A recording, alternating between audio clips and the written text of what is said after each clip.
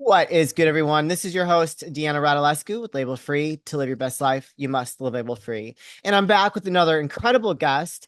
My guest today is a trauma recovery expert working with vets and survivors of interpersonal trauma. She's also a podcaster of the Heal Thrive Dream podcast. I love that name. She also hosts her own summits, retreats, and she offers free healing intensive to her community. Please welcome Karen Robinson. Karen, welcome to the show. Thank you so much for hosting me. It's a pleasure to have you. I think that trauma has become such a real thing in our world that people are finally starting to talk about. I don't think that we really talked about it too much, maybe like 10, 20 years ago. And now it's like I think it's a very powerful thing to say, hey, I've had trauma. I want to heal from it. But I would like to know what brought you to this being your focus, because it's usually something that happens in someone's life that brings them to where Right, they are, where they're doing the work that they were intended to do. right. And it's really interesting because I used to wish those things hadn't happened to me. And of course, I don't wish them to happen to anyone. Yeah. But man, where would I be? Who Yeah. would I be if those things hadn't happened? So I am what I call a complex trauma survivor. And for those in the audience who don't know what that means, it means that it started with developmental trauma, which is trauma that happened sometime in my childhood. And there was significant trauma during my childhood. I was raised in a dysfunctional home Mm. where my father had some learning disabilities. He didn't have a work ethic. He was also a trauma survivor himself. Yeah. Mostly physical abuse is what I understand, maybe some emotional abuse, definitely bullying. He was a Yeah. short guy, went through stuff. My mom was also a complex trauma survivor. She was an incest survivor and just had multiple traumas during the course of her lifetime. Yeah. And then the two of them together were just a hot mess. It was dysfunction junction. Yeah. There was domestic violence, more so emotional than physical, but some physical things happened. There was extreme poverty. There was child abuse. There was emotional abuse. There was physical abuse. And then a lot of sexual inappropriateness is like how I would like to describe it.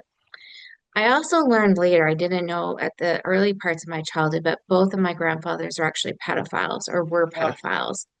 And so to be born in that legacy is just really heavy. yeah. And at the age of 12, I had a pretty serious suicide attempt, yet I was fine. It was the most bizarre thing. And so sometimes I joke like, oh, it was the no-name Tylenol that I used because we were so poor. But I really think it was divine intervention. Yeah. Had his hand on me and was like, I have a purpose for you. You're not taking this exit right now. This is not your time. Yeah. And so that was my early trauma. And then in adolescence, I ran away from home because of the trauma. I decided this isn't for me. I am not putting up with another minute of this. I ended up living with my aunt and uncle. They became my legal guardians. And during high school, I mostly excelled with school, but relationships were sort of Wow. a hot mess. That's I that's ended up, odd that you were excelled in school, because usually people that have that going on are pretty detached.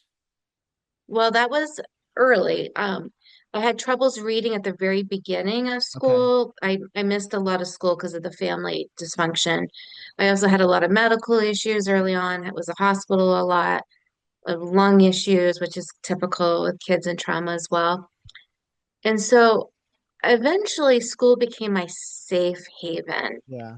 And it was something I could overdo. I was overstudying, over committing to sports and social activity, more so after I moved or ran away, I should say, because then I had opportunities. When I lived with my parents, the opportunities just weren't accessible to me. Sure. We Yeah. didn't have money for the band or didn't have money to go to sporting events, that kind of thing. So I excelled living with my aunt and uncle because there was food on the table, there was a warm home to be in. I got to be a child or a teenager in a lot of ways. Now, I did work hard. I had a job and I was doing everything possible at school. But relationship wise was where I kind of started stumbling. My boyfriend ended up being a stalker, and I had to end up getting a restraining order before the Yeah. age of 17. And then I went on to have some dysfunctional marriages after that. And it took me a long time. It took me actually being, I worked for the Department of Defense for many years. I did a few thousand marital sessions. So I really studied Wow. relationship work. And then I started to heal like, okay, you're doing this amazing work with your clients. You got to do this for you. Like Yeah. you got to heal like whatever pattern you have going on with these dudes, right? And so I did heal that and I'm in a much healthier relationship now. So I'm thankful for It's that. it Yes. really is interesting how like we are programmed when we're born into that kind of family environment. So I've had my own trauma, and so it's taken a long time to grow and to heal and to start making healthy decisions in regards to like loving myself, only accepting people, my partner that is going to love me the way I deserve to be loved. So I can totally relate. And it's like there are so many people out there that have similar backstories that it's just like it's really unfortunate that these generational curses follow us and that we have to end up, hopefully, most of us end up doing the work to heal that trauma because it can be very triggering. Yeah, absolutely. Yeah. Absolutely. And it takes awareness. It takes you got to slow down your life enough to really look at your pattern and say, what is my behavior saying about me? Because it's so Yeah. easy to blame other people. And I have done that. I still do it if I'm going to be real honest. I love to blame my father for being, so imperfect as he was. But when I look at my part, that's when I get my power back, right? Because Yeah. I can't make my father evolve, Yeah. but I can choose for myself and my healing to evolve. That's true. Yeah. I agree with that. And so when did you become a trauma recovery expert? When did that start? hmm Yeah, that was actually not really part of my plan. Like I knew that I was It never gonna usually be, is. I knew from early days that I was like a mediator in the on the playground at school. Like, can't we all just get along? Because I kind Yeah. of knew there was something there. And then when I did run away from home, there was this social worker that I was assigned to who was frankly unprofessional, unethical, and I actually want to say maybe even abusive because he did damage. He accused me of being promiscuous. He accused me of abusing drugs. Oh, He wow. accused me of being a terrible child for my parents, because that's his definition of what a runaway would look Wow. like. And none of that was true. No. And so it was deeply hurtful, but also it was like a catalyst, like, I'm going to be a therapist, social worker, and I'm not going to treat people like this. Yeah. This is not how you help people because it was so unhelpful, right? And so that was kind of like the pivotal point, but I didn't have the word social worker at the time. He was a case manager. And one of my cousins was a social worker. So when I told her that I was thinking of studying sociology, she's like, I think you want social work. And she was right. And then I knew like I wanted to work with children at the beginning and be a part of their healing. And that was rewarding but very difficult work Oh, because of their inability to articulate, right? And I yeah. had a hard time with play because I didn't get to play as a kid. Like Yeah. play was not fun for me because I didn't know how to do it. Hmm. It wasn't an option as a child. And so I struggled with that. Like, okay, I want to help. So teenagers was in my go-to. So I was Yeah. a school therapist and worked with a lot of amazing teens. And then I pivoted to working with the military because I wanted to do that to travel the world, and I got to do a lot of that. And then I decided after that I wanted to kind of niche down with women who are complex trauma survivors. And that's a lot of what I do, but I still work with men. My male veterans really find that I get them Hmm. because even if their trauma was not developmental, usually with the military males that I work with, active duty and veterans, they usually have both complex trauma from their childhood and Yeah. then military combat trauma. And I feel like I get them, Yeah. and the healing work that I do works with any type of trauma because I really look at different avenues. I've been trained and certified in all the evidence-based trauma modalities, and that's what kind of makes me an expert is What does I'm that not mean? faithful to one model. So what does that Oh, mean? modalities?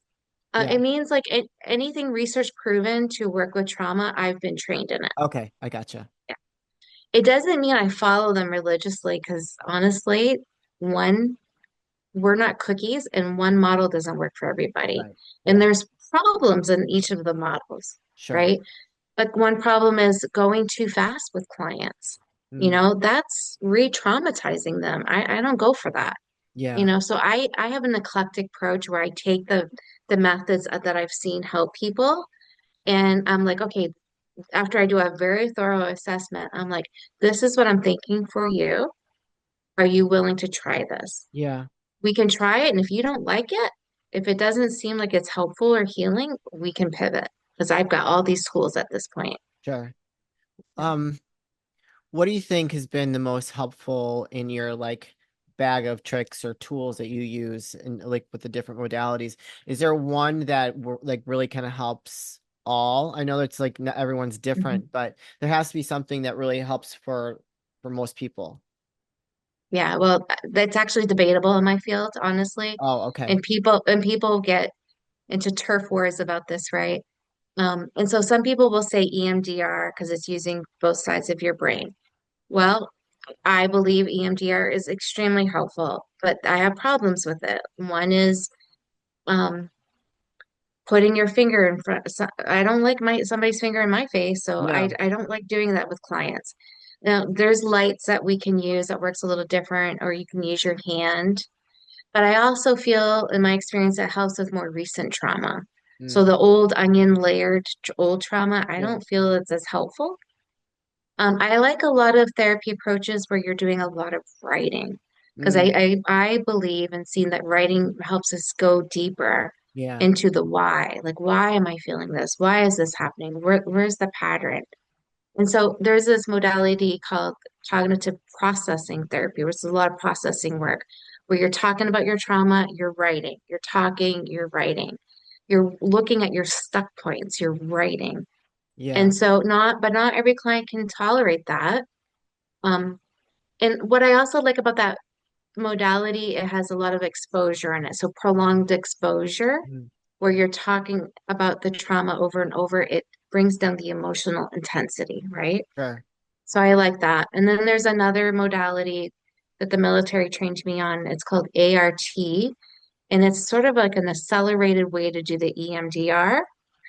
And one of the things I really love about it that I use no matter what type of therapy I do is called alternative endings. Okay.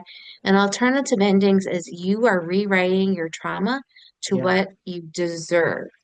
So this might be like a superhero saved the day, or another parent didn't, or a teacher made the report and you went into a loving home and not a crappy foster home situation. Yeah. Like a really beautiful ending and you can create it. And what that does for people, it gives just some sort of like sense of freedom. It's healing to create your own story. Yeah. And it doesn't take away from the truth of what happened, but it just is soothing, is the best way I would describe it. Yeah, for sure. Yeah, Now, that's I told you like about a lot of different trauma modalities I use. I also used DBT, which is the motion regulation. I use what's called WET, which is another form of written exposure therapy. I use CBT, cognitive behavioral therapy, okay. for trauma. I use it CBTI, that's for insomnia. I need Um, that. I'm kidding. I used to I back in use the a day. lot of different I use a lot of different modalities, but also I want to say for people that don't have the means to go to therapy, if there's a few things that you could try that are healing, these are called the bottom up approaches that soothe you. This is journaling, this is meditation, Yeah. prayer, spiritual reading, going for walks, spending time with a support system. It could be a support group, it could be a good friend that you can openly express. These are healing modalities if you can't go to therapy. Yeah. Or if you're going to therapy, do these things too. Yeah, for Yeah. sure. What if someone doesn't deal with their trauma? I know there's a lot of people out there that don't and they never will, but like what kind of impact does that have on someone long term in their mental health if they don't deal with some of those traumatic things that trigger them throughout their life? Yeah. I get this question, and I think the best answer I have for this is I believe you can function and not treat your trauma, especially if Okay. you've already been functioning. Like some people are super high functioning. The question is how is the quality of your life? Yeah, okay. Yeah, exactly. That's the real question. And I think it's compromised. If you don't work on yourself, heal those wounds, I think your life is compromised. You're not living your authentic life. You're not truly experiencing the joy of life. Your body is dysregulated. You don't feel safe in your body. You don't Yeah. feel safe in the world. Your relationships may be compromised. You may have a lot of conflict in different areas. And now that we know that trauma impacts every area of your life, is like, what does your physical health look like? Yeah, What's achy? exactly. What's hurting? You know? Yeah. So, like I told you, I want to introduce you to someone that's been on the show. And like I've got some stuff, family stuff going on. And, it's kind of bothering me a little bit. And like Mhm. he's like, these kind of things will come up like in like ailments in your body. And I'm like, well, I've been having some lower back pain for a while now. And so we went through his like we did a prayer at the we didn't do it on camera, but and I was like, I had to like kind of forgive that situation and not allow it to affect me. And just the back pain's gone away. So like I have to say that yes, I think that if you are not dealing with your trauma, it's going to show up somewhere in your life, either physically, mentally, emotionally, where yeah, you can function, but how good is it going to be like every day, day to day, like having this, like it's almost like the dark cloud hanging over your head. Exactly. That's exactly right. So now what about your trauma healing? Like having all of Mhm. that you went through. Like what was that hard for you to kind of I mean, do we ever really fully heal? We we we grow Right. and we Yeah. heal in different stages, right? And so I will say that, I've done therapy off and on. When I was in college was my first experience, and I was like, whoa, how weird is that to Yeah. go and just let everything go to a person that will just hear you and be there. It was really freeing. Now the treatment that I'm in is like my biggest symptom of trauma, and I've had many, but the biggest one was really not taking very good care of my physical health. And I used food to cope. Mm. So I ended up being morbidly obese. And so then now I'm in a treatment program for disordered eating or emotional eating. And that has been really helpful in my healing journey because I've had to really dial into those self-care practices that I share, like the meditation, the journaling. I had to stop just preaching about them and actually Yeah. implement them into my life in a more disciplined, consistent way. And when you're used to just giving up all your time to helping healing others and not filling your own cup, that's been a challenge for me. It's like, oh, so I know the more that I Yeah. do these healing exercises, the more healing is actually happening with me. So even yesterday, I was working on inner child healing, and I was like, wow, this is just, I'm so thankful that and have so much gratitude that I'm continuing to heal. Yeah. I think that you have got to want to heal. You want to keep getting better. And, that's the only way that you're actually going to fully or be on that road to recovery. And I love it. So I mean my one younger brother, he's done a lot of work. So I'm the oldest of five. And it's like me and him have done a lot of work on ourselves to heal. And so we're kind of disconnected from our other siblings for not really in that place, if that makes sense. You know what I mean? Yep, And it's a it very does. interesting to see how the dynamics are when you and like me and my other sibling, him and I have done the hard work. We know what it takes. That's not easy to deal with that stuff. You gotta face it. You gotta, you know, work on it. Love yourself and kind of go through that whole growth process. So, anyways, tell us a little bit about your summits and retreats. Yeah, I've hosted 5 summits so far, and they really light me up because it helps me move from individual therapy where I'm only helping one person at a time. It gives me an opportunity to share messages, my message and other people in the healing professions and survivors to share Yeah. their stories of, it's very hopeful, it's inspiring. My next summit in October is called Finding Energy After Trauma. So anyone that does any kind of energy healing work or Okay. survivors that can talk about how working with their energy, which really is knowing what to do with those stuck feelings in your body, like how to Yeah. release it. That's what energy work is. And it's very powerful. And then next year, I'm doing 4 summits, and each summit is on a different theme of around surrounding trauma. Like an example is finding justice after trauma, or Mm. finding financial freedom after trauma, finding love after trauma. Those are all And good so, things. yeah, and I have a whole list of other ideas. I'm going to let my current speakers and sponsors kind of vote on what lights them up, what they want to talk Yeah. about for next year. I also host healing retreats now. My first one is in November of 2025. It's coming up. It's going to be in Shenandoah area of Virginia. It's woman centered. Okay.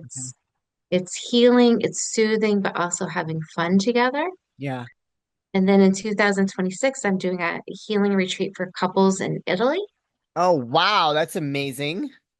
I am lit up. We have 4 spaces left, 4 rooms left for couples. Another healing retreat for women in Italy as well, and then another healing retreat for women on the coast of Oregon for women that don't want to go international yet. So Amazing. lots of exciting things coming up. I'm Yeah. really lit up about it. Yeah. And I bet for you, like doing not only working with your, I guess, patients or clients, but also doing these retreats and summits and watching other people kind of heal and grow is very fulfilling as well because you are Oh, the catalyst to that, right? Not just one oh, on it's one, but so to amazing. like, groups of people. And that just has got to feel, this has got to like fill your heart up. More so than I could ever imagine. When speakers started to become more vulnerable on my summit and sharing, I encourage them, but some, of course, are in a different, they're all different levels of healing. But those that Sure. share a story like they didn't plan on sharing, and they connect with the audience around that, it's so crazy powerful. Because then the guests, they don't feel so alone. Like, Yeah. oh my God, you are this, like I have a few speakers that are super successful businesswomen that are really shakers and movers. And to hear like what they've overcome is crazy powerful. Yes, it is. I just met a woman the other day and we connected. I saw her and I had to introduce myself. Like, I'm just that type of person. If I see someone, I'm like, oh, I got to know you. I start talking to them. I find a way to start talking to them. And we met for lunch recently. And there was a reason why I came into this woman's life because we sat down. It was like almost immediately she unloaded on me. And it was like her story was kind of like what you said. She was molested by her father, her stepfather, and her stepbrothers at a very young age, ran away, had a baby. The father, so she got married to this guy. He ended up like selling her for sex with friends and taking pictures. It was just like my mind was like but I felt so good and I felt honored that I was a safe space for her to talk about this. And, it was there's more people out there that are more damaged than you think. She's very Yes. successful. And like she's Mhm. got her PhD, and it's like you would never believe by looking at her and the way she presents herself that she had experienced that in her life. And so it's good to be like humble and compassionate towards other people because you never know what their backstory is. But anyways, Karen, this is the point where I'd like. Can you please let people know where they can find you, connect with you, learn more about your summits, your retreats, all the good things. Awesome. Thank you. Well, my main website right now is healthrivedream.com. And if people have questions, want to get to know me, want to know more about events coming up, it's good to subscribe to my newsletter that's on Okay. there. I do have a free gift for your listeners. It's a healing planner, and it has like a Ooh. 100 journaling prompts in it, the questions that you can take to your therapist, to your doctor, like, whoever is in your healing path, your Yeah. journey. And my email is healthrivedream@gmail.com for anyone that would like to reach out. Awesome. And also the info for your podcast, the Heal Thrive Dream podcast, Hmm. on there That's too. also, it's on my website. It's also on Apple, Spotify, all the places. All the things. All Yeah, the and it's things. also called Heal Thrive Dream. Yeah, awesome. You guys, and put those links in the show notes. So if you connect with Karen, want to learn more, or know someone that could benefit from working with her, or going to one of her retreats, do not hesitate to reach out and just go, shoot her an email, see where it goes, and see what she can do to help you recover from your trauma. Karen, this is the part of the show where I like to ask for last words of wisdom or advice. What would you like to leave with us today? Awesome. I would like to say that sometimes when we've been through a lot of hard stuff, it's very easy to want to give up and maybe feel a little helpless or hopeless. And I just want to just gently remind you that change is possible and you only need a little mustard seed of faith and hope to start living your best life. So think about what baby step could you take next to heal. Yeah, amen. And it's worth it. The hard work is worth it because what's on the other side of that journey of learning to heal is so beautiful, so rewarding, and your life just gets even better. Karen, thank you so much for sharing your story with us and your why. I love it. I think it's necessary. I think more people need to deal with their trauma and try to recover and heal as best that they can. And it just makes the world a much better place. So thank you for the work that you do. Thank you for the same. Oh, you're welcome. You guys, this is your host, Deanna Radulescu with Label Free. To live your best life, you must live label free. As always, don't forget to subscribe, follow, rate, review, comment, share, all those good things. And I'll be back soon with more dynamic guests.